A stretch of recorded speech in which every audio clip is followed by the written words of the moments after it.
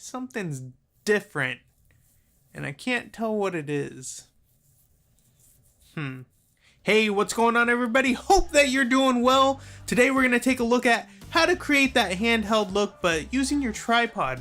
Because sometimes, that static shot might not be working for you, and maybe you need something a little bit different. So we're going to go over a few techniques on how you can use your tripod to get that handheld look. So let's go ahead and get started, shall we?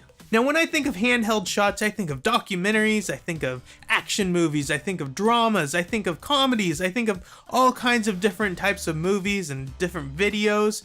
In fact, handheld shots are used all throughout cinema. They're not the worst thing in the world. You don't need a gimbal, you don't need a Steadicam. Those just make them really, really smooth. But to me, handheld shots, they're kind of shaky. They get you into the moment. They're not super shaky, like you're just throwing the camera around. So there's a lot of different tools that you can use to get these handheld shots. I'm gonna just focus on the tripod now, but we're gonna go over different techniques in different videos coming up. So let's take a look at the tripod. So why would you want to use the tripod for a handheld shot? Come on, Jared, that doesn't make sense.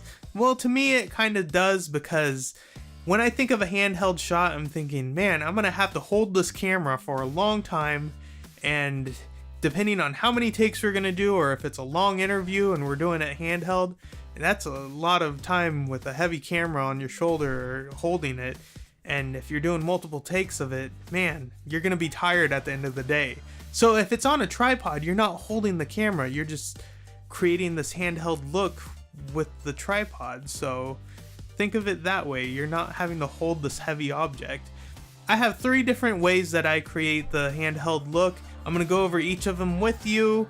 Some of them are easier than others. One of them's a little bit more technical because you need a fancier tripod, and so you might not be able to do it, but let's go ahead and get into it. First thing that you can do is actually loosen the pan and tilt features on your tripod. So you can tilt up and down, pan left or right. You just want to hold on to that handle and move the camera around just very slightly, not too much, because otherwise it doesn't look good. Unless that's the look that you're going for, which, I don't know, maybe you're doing a swish pan or something. Anyways, if your tripod has the resistance built into it, so it has the dials to loosen or tighten it up so you can move it fast or move it slow, you can adjust those to create a nice movement. You just want to dial it in so it feels comfortable to you.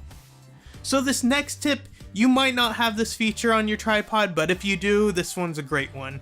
So if you have a ball head, you can actually loosen it up, and that gives you more freedom to move your camera around. You can still tilt up and down, pan left or right, but now you have the option to roll it around. And I think that gives it a little bit more of a realistic handheld look. And the reason for that is because when you're holding your camera, you don't just tilt it up and down or pan it left or right. Sometimes you're holding it crooked, and you don't hold it straight most of the time. And so this gives it just more of a realistic look because you can just move it around. It's more freedom to move the camera around. I just think it's more realistic. Anyway, let's go to the next one. So this last tip, basically what we're going to do is we're going to turn your tripod into a monopod. Or if you have a monopod, just use that monopod, because tripods can be heavy. You're basically going to take your tripod, you're going to extend one leg, pull the other 2 up, because we don't need those legs. We don't need those stinking legs. In fact, you can chop them off, but I wouldn't recommend that, because then you wouldn't have a tripod, and maybe you want that tripod for later on. So with this monopod technique, you can still tilt your camera up and down, you can still pan it left or right, but now you have the freedom to move it around. So you can move it forward, you can move it backwards, you can move it left, you can move it right. And this is even more realistic to me, because if you're standing up holding your camera, sometimes we lean forwards and backwards or left or right. It's like slow dancing, I think it's going to give you a little bit more of a realistic look than just, like I said, tilting it up and down and panning it left or right.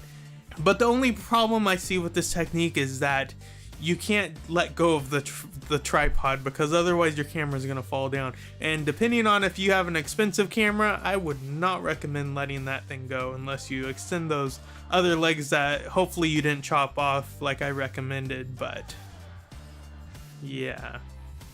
But thanks for watching this video, guys. I hope these techniques helped you out. I'm gonna come out with a couple more videos. One, how to create a camera rig to get that handheld look, and how to do it in post as well. But hit that like button if you like this video, subscribe if you'd like, and I'll catch you guys on the next one.